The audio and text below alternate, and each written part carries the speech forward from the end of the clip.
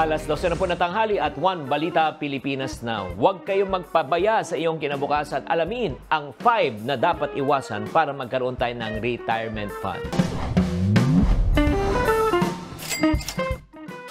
Hi there, this is Chinky Tan, ang inyong pambansang wealth coach. Ngayon, pag-usapan natin ang 5 dapat nyong iwasan.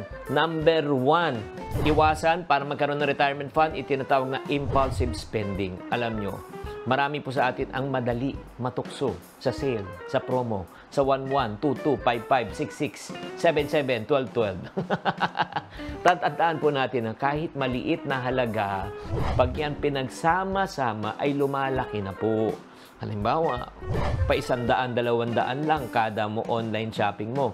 Kung maka 2 times a week ka lang ng 200, 400 a week times 4 weeks, di 1,600 times 12 months, almost 20,000 pesos per month din po yan.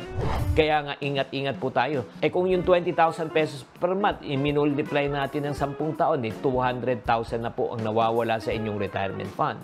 Pangalawang dapat nating iwasan, yung walang budget. Ano mo, kapag wala kang budget, hindi mo na alam saan napupunta ang pera mo. Parati ang tanong mo at the end of the year, saan napunta ang pinaghirapan kong pera? Ay, pag yan ang tinanong mo, ibig sabihin yan, butas ang iyong bulsa.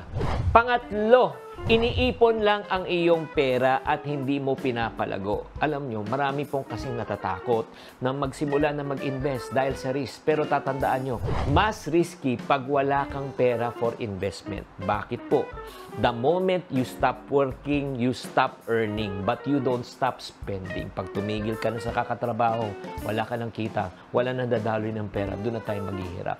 Pang-apat na dapat iwasan para hindi tayo maghirap pag retirement po, walang emergency fund. Alam mo po, aminin man natin o hindi, hindi natin maiwasan na biglaan na lang may magkakasakit or if not naman may mga bagay na hindi inaasahan. Pag wala tayong emergency fund, ano po mangyari? Mapipilitan tayong mangutang. At number 5 na dapat nating iwasan para hindi tayo maghirap pag nag-retire po tayo, huwag tayo mag-uumpisa ng negosyo, ng investment pag di mo alam. Ang rule of thumb parate, mga kaiponaro, pag hindi mo alam, huwag mong pasukan. Bakit po? Imbis na kumita, ito ay malulugi at baka ma-scam ka pa.